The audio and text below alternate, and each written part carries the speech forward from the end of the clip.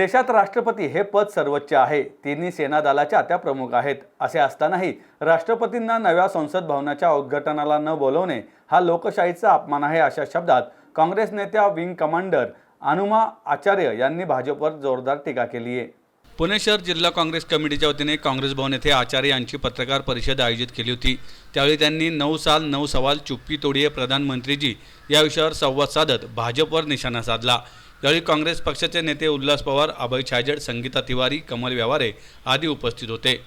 आत्मनिर्भर Bharat, make in India यासंबंधी प्रश्न उपस्थित केले की पंतप्रधान नरेंद्र मोदी यांचे सरकार त्याचे उत्तर देत नाही. मोदी यांना प्रश्न विचारल्यानंतर ते मिस्टर इंडिया होतात, म्हणजे गायब होतात आणि मौन व्रत धारण करतात, अशी टीकाही आचार्य यांनी यावेळी केली. महागाई, बेरोजगारीबरोबरच आर्थिक विषमता का वाढते? मागील 9 वर्षात शेतकऱ्यांचे उत्पन्न दुप्पट का झाले नाही? MSPची गॅरंटी का दिली नाही? अदानीला फायदा मिळावा यासाठी SBI, LIC मधील गोरगरिबांचा पैसा का वापरला? देशाची 1000 एकर जमीन लाटणाऱ्या चीनला पंतप्रधान लाल डोळे का दाखवत नाहीत? निवडणुकीत फायदा होण्यासाठी जाती धर्मात द्वेष पसरवण्याचे कारण काय? महिला, दलित, SC, ST, OBCंवर अन्याय अत्याचार का? विरोधकांवर ED, CBIचा वापर कशासाठी? मनरेगासारख्या योजनांचा निधी का कापला? कोरोनात मृत्यू झालेल्या 40 लाख लोकांच्या परिवाराला आर्थिक आधार का दिला नाही? असे 9 प्रश्न यावेळी उपस्थित करण्यात आले.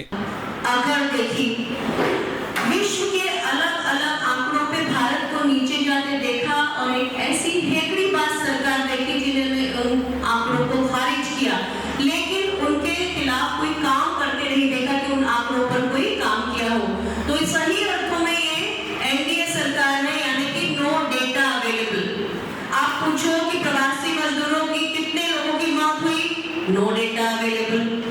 कितने पुलिसकर्मी चले गए कोरोना के काल में? No data available. कितने स्वास्थ्य कर्मियों की जान गई? No data available. कितने स्कूल बंद हो गए?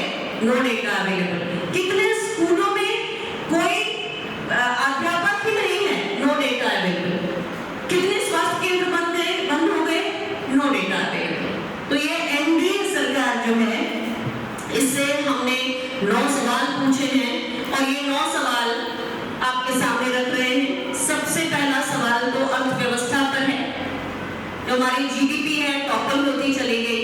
महंगाई का जो आलम है आप जानते हैं, आपके पुणे शहर में LPG 1106 रुपए का एक सिलेंडर मिल रहा है. आप पेट्रोल भराते हैं 106 रुपए में आपका 1 लीटर 106 रुपए 40 पैसे जहां तक मुझे मालूम है, उसमें आपको 1 लीटर पेट्रोल मिल रहा है. 97-98 रुपीस में डीजल 1 लीटर मिल रहा है.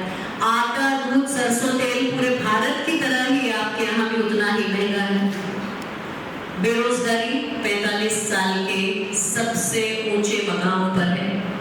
और प्रधानमंत्री जी के ये आलम है कि वैसे तो बात करते हैं आत्मनिर्भर Bharat, skill India, make in India, startup India, लेकिन आंकड़े पूछो तो प्रधानमंत्री हो जाते हैं मिस्टर इंडिया, गायब हो जाते हैं.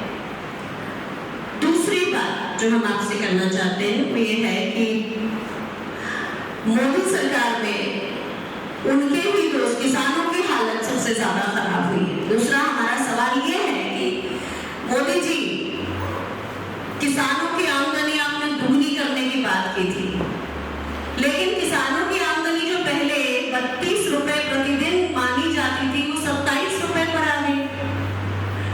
जिन किसानों को आपने बार-बार किसान सम्मान निधि का ढोल पीटा, उन किसानों के अप्लायंसेस के उपकरणों के ऊपर आपने 12% टैक्स कर दिया. उनके जो बड़े-बड़े मशीनें हैं या ट्रैक्टर के टायर हैं उसके ऊपर आपने 18% GST लगा दिया. उनके फर्टिलाइजर्स पर 5% लगा दिया और पेस्टिसाइड्स जो सबसे ज्यादा इस्तेमाल होते हैं 18% लगा दिया. तो आपने लगातार उनकी खेती की लागत इस कदर बढ़ाई कि 2021 के अगर हम डेटा पर जाएं तो किसानों ने इस देश में हर घंटे एक किसान ने आत्महत्या की. तो किसानों की आमदनी दुगनी तो की नहीं, लेकिन 1.5 साल पहले जो वादा किया था कि हम CU प्लस 50% MSP देंगे, उसकी भी कोई चर्चा मोदी जी नहीं करते हैं. मोदी जी इस बात पर भी चुप्पी तोड़ी. हमारा तीसरा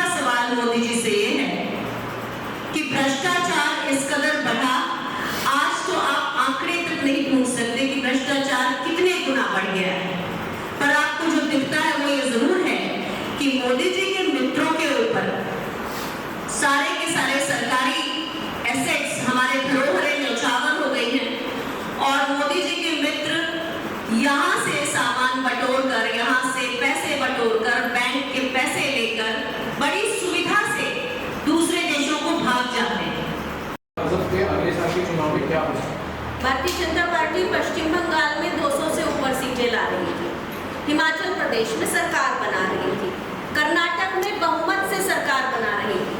तो ये सब चीज़ें अगर सच नहीं हुई हैं तो आप समझ सकते हैं कि अमित शाह जी को जुमलों को कॉन्फिडेंस से बोलने की आदत पड़ गई है और उनको लगता है इस हेकड़ीबाजी से वो लोगों के ऊपर प्रभाव छोड़ते हैं। लेकिन एक कहावत है, होता चना बाजे घड़ा, वही संसद भवन का आज नई इमारत नई बिल्डिंग आज ओपनिंग है हो चुकी। एकदम 7 घंटे का पूरा प्रोग्राम था। रविशंकर प्रसाद जी ने ऐसा कहा था, सारे विरोधक जो है, जो सारे अपोजिशन को है, राजकारण जो है, पॉलिटिक्स जो एक साइड पे रखी है, सारे एकत्र आइए और ये बिल्डिंग के ओपनिंग के लिए। फिर भी पार्टी जो है उन्होंने मना कर दिया। इसके आपका एजेंडा क्या है? देखिए, चूंकि मैं सेना से आती हूँ तो मैं तो राष्ट्रपति हमारी सेना की सर्वोच्च कमांडर होती है, न केवल ये, उससे भी पहले जो हमारा लोकतंत्र है उसका सर्वोच्च कमांडर भी राष्ट्रपति ही है। आपने कहीं देखा है कि कलेक्टर और तहसीलदार हो तो तहसीलदार उद्घाटन कर दे और कलेक्टर बैठा रह जाए? तो ये हुआ, ये अलोकतांत्रिक है। किसी एक व्यक्ति की अलोकतांत्रिक महत्वाकांक्षा अगर इस देश के लोकतंत्र का अपमान कर रही है तो उस अपमान में हम शामिल हैं।